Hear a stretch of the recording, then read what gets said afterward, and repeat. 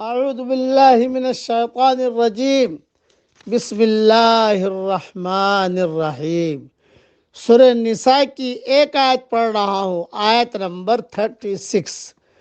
وَاعْبُدُوا اللَّهَ وَلَا تُشْرِكُوا بِهِ شَيْئًا وَبِالْوَالِدَيْنِ إِحْسَانًا، اور اللہ تعالیٰ کی عبادت کرو اور اس کے ساتھ کسی کو شریک نہ کرو، اور ماں باپ کے ساتھ سلوک اور احسان کرو۔ وَبِذِي الْقُرْبَى وَالْيَتَامَى وَالْمَسَاكِينِ وَالْجَارِ ذِي الْقُرْبَى وَالْجَارِ الْجُنُبِ وَالصَّاحِبِ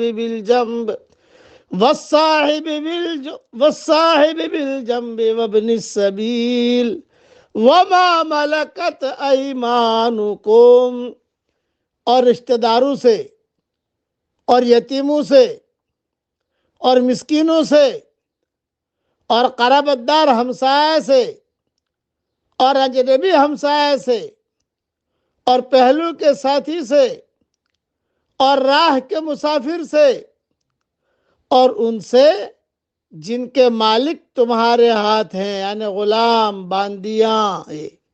ان اللہ لا يحب من کان مختالا فخورا، یقیناً اللہ تعالی تکبر کرنے والوں اور شیخ خوروں کو اور تکبر کرنے والوں کو اللہ پسند نہیں فرماتا۔ فخر اور غرور اور تکبر اللہ تعالیٰ کو سخت ناپسند ہے، بلکہ ایک حدیث میں یہاں تک آتا ہے کہ وہ شخص جنت میں نہیں جائے گا جس کے دل میں رائے کے ایک دانے کے برابر بھی کبر ہوگا۔ صحیح مسلم میں یہ حدیث ہے۔ یہاں کبر کی بطور خاص مذمت سے یہ مقصد ہے کہ اللہ تعالیٰ کی عبادت اور جن لوگوں سے حسن سلوک کی تاکید کی گئی ہے اس پر عمل وہی شخص کر سکتا ہے جس کا دل کبر سے خالی ہوگا۔ متکبر اور مغرور شخص صحیح معنوں میں نہ حق عبادت ادا کر سکتا ہے اور نہ اپنوں اور بیگانوں کے ساتھ حسن سلوک کا اہتمام کر سکتا ہے۔ متکبر آدمی وہ حسن سلوک کبھی نہیں کرے گا، وہ تکبر میں ہی رہے گا۔ جو شخص اپنے آپ کو اللہ کے حوالے نہ کرے تو اس کے اندر فخر کی نفسیات ابھرتی ہیں۔ اس کے پاس جو کچھ ہے اس کو وہ اپنی محنت اور قابلیت کا کرشمہ سمجھتا ہے۔ اس کا نتیجہ یہ ہوتا ہے کہ وہ اپنی کمائی کو صرف اپنا حق سمجھتا ہے۔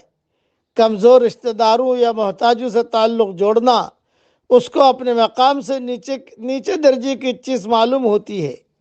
وہ اپنی مصلحتوں یا خواہشوں کی تسکین میں خوب مال خرچ کرتا ہے، مگر وہ مدیں جن میں خرچ کرنا اس کی آنا کو غذا دینے والا نہ ہو، وہاں خرچ کرنے میں دل تنگ ہوتا ہے۔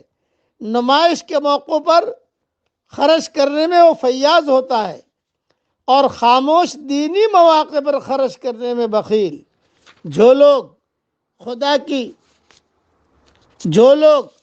خدا کی نعمت سے تواضع کے بجائے فخر کی غذا لیں، جو خدا کے دیے ہوئے مال کو خدا کی بتائی ہوئی مدعو میں نہ خرچ کریں، البتہ اپنے نفس کے تقاضوں پر خرچ کرنے کے لیے فیاض ہوں، ایسے لوگ شیطان کے ساتھی ہیں۔ شیطان نے ان کو کچھ سامنے کا نفع دکھایا اور وہ اس کی طرف دوڑ پڑے، اور اللہ جس ابدی نفع کا وعدہ کر رہا تھا اس سے ان کو دلچسپی نہ ہو سکی۔ ان کے لیے خدا کے یہاں سخت عذاب کے سوا اور کچھ نہیں۔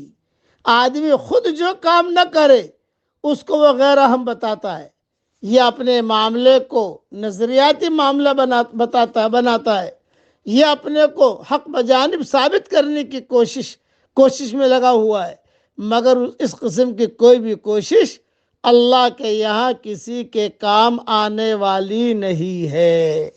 یہ مختصر میں نے تشریح کر دی، تفصیل اور تفسیر انشاءاللہ ریاض التفسیر میں دیکھ لینا۔ ہمیں اللہ تعالیٰ اس جگہ مال خرچ کرنے کی توفیق دے جو اللہ نے ہمیں حکم دیا ہے، اس پر عمل کرنے کے اللہ ہمیں توفیق دے۔ اب پڑھ لیجئے میرے ساتھ، ربنا ہب لنا من ازواجنا وذریاتنا قرۃ اعین وجعلنا للمتقین اماما۔ اللہ تعالیٰ یہ دعا ہم سب کے لیے اور پوری امت کے مرد اور عورتوں کے لیے اللہ یہ دعا قبول فرمائے، آمین۔ وآخر دعوانا ان الحمد للہ رب العالمین۔